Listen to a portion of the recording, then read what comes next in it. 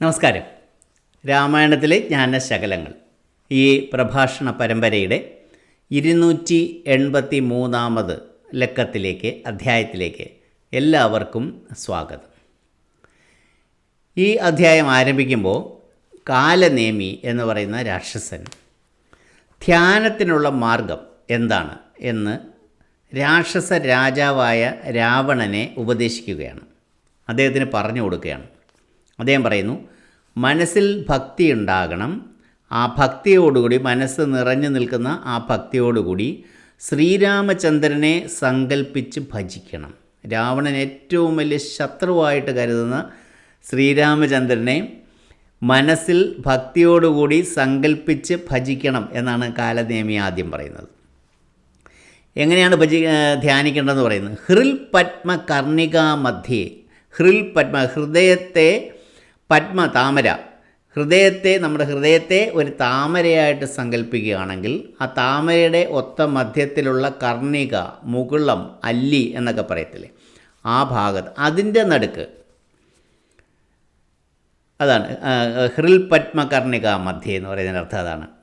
അതിൻ്റെ നടുക്ക് സ്വർണ്ണപീഠത്തിൽ എന്ന് പറഞ്ഞാൽ സുവർണ സിംഹാസനത്തിൽ ശ്രീരാമചന്ദ്രൻ ഇരുന്നരുളുന്നതായി സങ്കല്പിക്കുക, കാണുക. ഭഗവാൻ ഒറ്റയ്ക്കല്ല ആസനസ്ഥനായിരിക്കുന്നത്. അദ്ദേഹം ചാപബാണങ്ങൾ ധരിച്ചിരിക്കുന്നു. അമ്പും വില്ലും ധരിച്ച ശ്രീരാമനെ വേണം മനസ്സിൽ സങ്കല്പിക്കാൻ. സീതാസമേതനാണ്. സീത അദ്ദേഹത്തോടൊപ്പം തന്നെ ഉണ്ട്.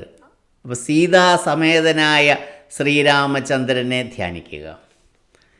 മാത്രമല്ല ലക്ഷ്മണ സേവിതനാണ്. സഹോദരനായ ലക്ഷ്മണൻ അദ്ദേഹത്തെ സേവിച്ചുകൊണ്ട്, അദ്ദേഹത്തിനെ സഹായിച്ചുകൊണ്ട്, അദ്ദേഹത്തിൻ്റെ കാര്യങ്ങൾ നോക്കിക്കൊണ്ട് അദ്ദേഹത്തിൻ്റെ തൊട്ടടുത്ത് തന്നെയുണ്ട്. അപ്പോൾ സീതാസമേതനായ ലക്ഷ്മണ സേവിതനായ ചാപബാണങ്ങൾ ധരിച്ച സുവർണ സിംഹാസനത്തിൽ സർവാഭരണ വിഭൂഷിതനായിരിക്കുന്ന ഭഗവാനെ മനസ്സിൽ ധ്യാനിക്കുക. ഐരാവതീ തുല്യ പീതാംബരധരം. അദ്ദേഹം എന്താണ് ധരിച്ചിരിക്കുന്നത്? ഐരാവതീ തുല്യ പീതാംബരം. അതായത് ഐരാവതി എന്ന് പറഞ്ഞാൽ മിന്നൽ കൊടി, ഒരു മിന്നൽ പിണർ പോലെ പ്രകാശിക്കുന്ന, തുല്യം അതുപോലെ തിളങ്ങുന്ന, പ്രകാശിക്കുന്ന പീതാംബരം, മഞ്ഞപ്പട്ട് ആണ് ഭഗവാൻ ധരിച്ചിരിക്കുന്നത് എന്ന് സങ്കല്പിക്കുക. ഹാരം, കിരീടം, മോതിരം, അരഞ്ഞാണം, കുണ്ടലങ്ങൾ, പാദസരം എന്നിങ്ങനെ എല്ലാ ആഭരണങ്ങളും ഭഗവാൻ അണിഞ്ഞിരിക്കുന്നതായി കാണുക. സർവാഭരണ വിഭൂഷിതനായ ഭഗവാനെ മനസ്സിലേക്ക് കൊണ്ടുവരിക. മാത്രമോ ശ്രീവത്സ വക്ഷസം, മാറിൽ, ഭഗവാന്റെ മാറിൽ ശ്രീവത്സം എന്ന് പറയുന്ന രത്നം അണിഞ്ഞിരിക്കുന്നതായി കാണുക. അങ്ങനെ സർവേശ്വരനും പരബ്രഹ്മസ്വരൂപനും സർവവന്ധ്യന്, ലോകം മുഴുവൻ, എല്ലാവരും ലോകം മുഴുവൻ ആരാധിക്കുന്നു. അതാണ് സർവവന്ധ്യൻ. സർവേശ്വരൻ എന്ന് പറഞ്ഞാൽ എല്ലാത്തിൻ്റെയും ഈശ്വരൻ. പരബ്രഹ്മസ്വരൂപൻ, പരബ്രഹ്മം തന്നെയാണ് ഭഗവാൻ. അങ്ങനെയുള്ള ശ്രീരാമനെ ധ്യാനിക്കാൻ രാവണന് കഴിഞ്ഞാൽ, സാധിച്ചാൽ എന്തു കിട്ടും? മുക്തനായി വന്നുകൂടും ദൃഢം. നിനക്ക് ജീവൻ മുക്തി ലഭിക്കും, മോക്ഷം ലഭിക്കും. ഭഗവാന്റെ പാദങ്ങളിൽ തന്നെ ചെന്ന് ചേരാം. ഇനിയൊരു ജന്മം ഉണ്ടാകുകയില്ല, ഉറപ്പ്. ഭഗവാന്റെ കഥകൾ കേൾക്കുക, ചൊല്ലുക, നിരന്തരം രാമനാമ ജപത്തിൽ മുഴുകുക. തൻ്റെ ശത്രുവായിട്ട് കാണുന്ന വ്യക്തിയുടെ നാമജപത്തിൽ മുഴുകാനായിട്ടാണ് രാവണനോട് കാലനേമി പറഞ്ഞു കൊടുക്കുന്നത്. ഇങ്ങനെ നിനക്ക് ചെയ്യാനൊക്കുമെങ്കിൽ, ഈ പറഞ്ഞ പോലെയൊക്കെ ചെയ്യാനൊക്കുമെങ്കിൽ, ഹൃദയത്തെ ഒരു താമരയായിട്ട് സങ്കല്പിക്കുക. അതിൻ്റെ ഒത്ത നടുക്കുള്ള കർണികയുടെ അതിൻ്റെയും മധ്യഭാഗത്തായിട്ട് ശ്രീരാമചന്ദ്രൻ ഒരു സുവർണ സിംഹാസനത്തിൽ സർവാഭരണ വിഭൂഷിതനായി ചാപബാണങ്ങളോടുകൂടി സീതാസമേതനായി ലക്ഷ്മണ സേവിതനായി ഇരുന്നരുളുന്നു എന്ന് സങ്കല്പിച്ചുകൊണ്ട്, അദ്ദേഹത്തെ കണ്ടുകൊണ്ട്, ധ്യാനിച്ചുകൊണ്ട്, സങ്കല്പിച്ചുകൊണ്ട്, പ്രാർത്ഥിച്ച് രാമനാമങ്ങൾ നിരന്തരം ജപിച്ചുകൊണ്ട് ഭഗവാന്റെ കഥകൾ കേൾക്കുകയും ചൊല്ലുകയും ചെയ്തുകൊണ്ട് കാലം കഴിച്ചാൽ, ഇങ്ങനെ കാലം കഴിച്ചു കൊള്ളൂന്നാകിൽ, ഇങ്ങനെയൊക്കെ കാലം കഴിച്ചാൽ എങ്ങനെ ജന്മങ്ങൾ പിന്നെ ഉണ്ടാകുന്നു? പിന്നെ എങ്ങനെയാണ് ഇനിയൊരു ജന്മമില്ല, ഇനിയൊരു ജന്മം ഉണ്ടാകുകയില്ല എന്നുള്ള ഉറപ്പാണ്. അതായത് ജീവൻ മുക്തി അഥവാ മോക്ഷം ലഭിച്ചിരിക്കും, ഉറപ്പ്. ഇങ്ങനെ കാലം കഴിക്കുന്നവന് ഇനിയൊരു ജന്മം ഉണ്ടാവുകയില്ല. അതിൻ്റെ പേരാണ് മുക്തി, അതിൻ്റെ പേരാണ് മോക്ഷം. അതിന് നീ അർഹനാകുകയാണ് അപ്പോൾ ചെയ്യുക. മാത്രമോ, കടന്നു വന്ന മുൻ ജന്മങ്ങൾ, എത്രയോ ജന്മാന്തരങ്ങൾ കഴിഞ്ഞാണ് ഇന്നിപ്പോൾ നീ രാവണനായി വന്നിരിക്കുന്നത്. ഇത്രയും ജന്മങ്ങളിലൂടെ കടന്നു വന്നപ്പോൾ അതിലൂടെയൊക്കെ ആർജിച്ചിട്ടുള്ള സകലവിധ പാപങ്ങളും കർമ്മദോഷങ്ങളും എല്ലാം ഭഗവാൻ ശ്രീരാമചന്ദ്രനെ ധ്യാനിക്കുന്നതിലൂടെയും പ്രാർത്ഥിക്കുന്നതിലൂടെയും ഭഗവാന്റെ നാമജപത്തിലൂടെയും ആ ദോഷങ്ങളെല്ലാം മാറിക്കിട്ടും, ഇല്ലാതാകും, എരിഞ്ഞടങ്ങും ആ പാപങ്ങളെല്ലാം. അങ്ങനെയുള്ളവർക്കാണ് മോക്ഷപ്രാപ്തി ലഭിക്കുക. അതുകൊണ്ട് നീ ഒരു കാര്യം ചെയ്യുക.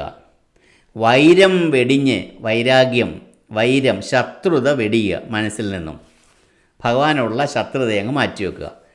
അതിഭക്തി സംയുക്തനായി, അങ്ങേയറ്റം ഭക്തിയുള്ള ഒരാളായി, ഹൃദയത്തിൽ ഭക്തി നിറഞ്ഞ ഒരാളായി മാറിയിട്ട് ശ്രീരാമദേവനെ തന്നെ ഭജിക്കുക. നീ രാമ രാമ എന്നുള്ള ജപം, അത് ശ്രീരാമദേവനെ തന്നെ ഭജിക്കുക. രാമവേവം ഭജിച്ചിടു നീ സന്തതം, രാമനെ തന്നെ ഭജിക്കുക എന്ന് പറഞ്ഞിട്ട് കാലനേമി പറഞ്ഞങ്ങ് നിർത്തുകയാണ്. എനിക്ക് തോന്നുന്നു പേടിച്ചായിരിക്കും കാലനേമി ഇത്രയും പറഞ്ഞത്. ഒരു വിശ്വാസം ഉണ്ടാകാൻ സാധ്യതയില്ല കാലനേമിക്ക് ഇതിൻ്റെ എന്തെങ്കിലും ഒരു അംശം രാവണൻ ഉൾക്കൊണ്ടുവന്നോ അല്ലെങ്കിൽ രാവണൻ അതനുസരിക്കുമെന്നോ ഒന്നും. പിന്നെ നമുക്ക് പ്രയോജനം ഉണ്ടായി. ഇങ്ങനെയൊക്കെയാണ് ധ്യാനിക്കേണ്ടത്, ഇങ്ങനെയൊക്കെയാണ് പ്രാർത്ഥിക്കേണ്ടത്, ഇങ്ങനെയൊക്കെ പ്രാർത്ഥിക്കുകയും ധ്യാനിക്കുകയും പൂജിക്കുകയും ഒക്കെ ചെയ്താൽ നമുക്കും മോക്ഷപ്രാപ്തിക്ക് നമ്മളും അർഹരാകുമെന്ന് നമുക്കൂടെ മനസ്സിലായി. അതുമാത്രമാണ് നമുക്കുണ്ടായിട്ടുള്ള ഏറ്റവും വലിയ പ്രയോജനം.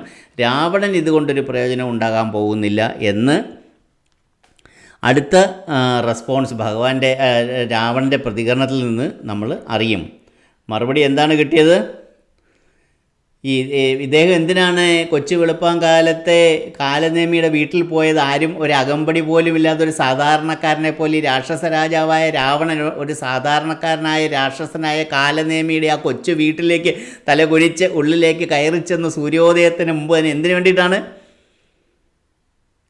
ശ്രീരാമചന്ദ്രനെയും അദ്ദേഹത്തിൻ്റെ സൈന്യത്തെയും ഒരിക്കലും ഇപ്പോഴത്തെ ആ നിദ്രയിൽ നിന്ന് ഉണർത്താതിരിക്കാൻ, ആ ഒരു മരുന്ന് കൊണ്ടുവരുന്നതിന് ഹനുമാനെ തടയാൻ കാലനേമിയുടെ സഹായം അഭ്യർത്ഥിച്ചിട്ടാണ് പോയത്. കാലനേമിയുടെ മറുപടി എന്തായിരുന്നു? രാമനെ ധ്യാനിക്കുക, രാമനെ ഭജിക്കുക, രാമനെ പ്രാർത്ഥിക്കുക. മാത്രമല്ല ഇതെല്ലാം ചെയ്തു കൂട്ടി എന്തിനു വേണ്ടിയിട്ടാണ്? സീതയെ ലഭിക്കാനായിട്ടാണ്. എന്നിട്ട് കാലനേമി എന്താണ് പറയുന്നത്? സീതയെ തിരിച്ചു കൊടുക്കാൻ. അപ്പോൾ രാവണൻ്റെ പ്രതികരണം എന്താണ്? അദ്ദേഹം ക്രോധ താമ്രാക്ഷനായി എന്ന് പറഞ്ഞാൽ ക്രോധം കൊണ്ട് കണ്ണുകളിങ്ങനെ ചുവന്ന് തൊടുത്തു രാവണൻ്റെ. തൽഗളം ഛേദിപ്പതിന് ഒരുമ്പെട്ടു, അവൻ്റെ കഴുത്ത് വെട്ടിക്കളയണം, അതിനായി വാളോങ്ങി അവനെ ഒരുമ്പെട്ടു, തയ്യാറായി. നിൻ്റെ തല വെട്ടിക്കളഞ്ഞിട്ട്, അത് ഇങ്ങനെയാണ് രാമായണത്തിൽ പറയുന്നത്, നിന്നെ വെട്ടിക്കളഞ്ഞിട്ട് ഇനി കാര്യങ്ങൾ പിന്നെയെല്ലാം വിചാരിച്ച് കൊള്ളടൂ. കാര്യങ്ങളൊക്കെ ഞാൻ മാറ്റി വെച്ചു, ഇന്നിപ്പോൾ എൻ്റെ ഉദ്ദേശം എന്താണ്? നിൻ്റെ തല വെട്ടിക്കളയണം. നിൻ്റെ തല വെട്ടിക്കളഞ്ഞിട്ടേ ഞാനിനി മറ്റ് കാര്യങ്ങൾ ആലോചിക്കുന്നുള്ളൂ. ക്രോധം കൊണ്ട് കണ്ണുകൾ ചുവന്ന് തുടുത്തു, വാളുറയിൽ നിന്ന് ഊരി. ഈ സമയത്ത് കാലനേമി ഒരല്പം ഒന്ന് ആലോചിച്ചു. എന്നിട്ട് പറഞ്ഞു, രാക്ഷസ രാജ ദുഷ്ടാത്മൻ. സാറിന് രാക്ഷസ രാജാവിനെ പ്രകീർത്തിക്കുമ്പം എന്താണ് ധന്യാത്മൻ എന്നൊക്കെ പറഞ്ഞിട്ട് വലിയ പുകഴ്ത്തിക്കൊണ്ടാണ് ആൾക്കാർ സംസാരിക്കുക, ഇല്ലേ? അതിന് പകരം കാലനേമി രാവണനെ അഭിസംബോധന ചെയ്യുന്നതാണ് ദുഷ്ടാത്മൻ, ദുഷ്ടാത്മാവായ രാക്ഷസ രാജാവേ, മതി രൂക്ഷതാഭാവം, നിൻ്റെ രൂക്ഷഭാവം, നിൻ്റെ ഈ രോഷം, നിൻ്റെ ക്രോധമൊക്കെ മതി, ഇത് മതിയാക്കൂ. ഇതുകൊണ്ട് കിം ഫലം, എന്താണ് ഇതുകൊണ്ടൊക്കെ പ്രയോജനം? ഒരു പ്രയോജനവും നിൻ്റെ ഈ ദേഷ്യം കൊണ്ട്, നിൻ്റെ ഈ ക്രോധം കൊണ്ട് ഉണ്ടാകാൻ പോകുന്നില്ല. എന്നിട്ട് കാലനേമി പറയും, ശരി, നീ പറഞ്ഞത് ഞാൻ അനുസരിക്കാം. ഞാൻ പറഞ്ഞത് നീ അനുസരിക്കുന്നില്ല, അതിന് പകരം നീ എൻ്റെ തല വെട്ടിക്കളയാനായിട്ടാണ് പോകുന്നത്. ഇനി നീ പറയുന്നത് ഞാൻ അനുസരിക്കാൻ തീരുമാനിച്ചു. എന്തിനു വേണ്ടി? എനിക്ക് സദ്ഗതി ലഭിക്കാൻ, എനിക്ക് മോക്ഷം ലഭിക്കും, ഉറപ്പാണ്. ഞാൻ പണ്ട് മാരീചൻ മരണപ്പെട്ടതുപോലെ ഞാനും മരിക്കും. ഈ ദൗത്യം നിർവഹിക്കുന്നതിനിടയിൽ അപ്പോൾ ഞാൻ സന്തോഷത്തോടു കൂടി ഞാൻ മരിക്കും. കാര്യം ഭഗവാന്റെ കൈകൊണ്ട് ഭഗവാന്റെ കാര്യസാധ്യത്തിന് വേണ്ടിയിട്ടായിരിക്കും എന്നെ വധിക്കുന്നതെന്നുള്ളത് കൊണ്ട് തന്നെ എനിക്ക് സദ്ഗതി ലഭിക്കും, എനിക്ക് മോക്ഷം ലഭിക്കും. ഇപ്പോൾ എനിക്ക് മോക്ഷം ലഭിക്കണമെന്നാണ് എൻ്റെ ഏറ്റവും വലിയ പ്രാർത്ഥന. അതിനേറ്റവും ഉചിതമായ മാർഗം ഇതാണ്. ഞാൻ ഇതാ പുറപ്പെടുന്നു, ഞാൻ പുറപ്പെടുകയാണ്, ഇപ്പോൾ തന്നെ ഞാൻ പുറപ്പെടാം. പക്ഷേ ഒരു കാര്യം ഞാൻ പറയാം, ഞാൻ നല്ല കാര്യത്തിനല്ല പോകുന്നത്. ഞാൻ പോകുന്നത് സത്യസ്വരൂപത്തെ വഞ്ചിക്കുന്നതിനാണ്. സത്യത്തിൻ്റെ സ്വരൂപം, ദ മാനിഫെസ്റ്റേഷൻ ഓഫ് ട്രൂത്ത്, സത്യം, സത്യത്തിൻ്റെ ആ സാക്ഷാത്കാരമാണ് ഭഗവാൻ ശ്രീരാമചന്ദ്രൻ. അദ്ദേഹത്തെ വഞ്ചിക്കുന്നതിന് വേണ്ടിയിട്ടാണ് ഞാൻ പോകുന്നത്. ഞാനിതാ പോകുന്നു, ഞാനിതാ പുറപ്പെടുന്നു. ശേഷം എന്താണ് സംഭവിക്കുന്നത് നമുക്ക് നോക്കാം അടുത്ത 284 ക്യാപ്സുളിൽ. അതുവരേക്കും നന്ദി, നമസ്കാരം.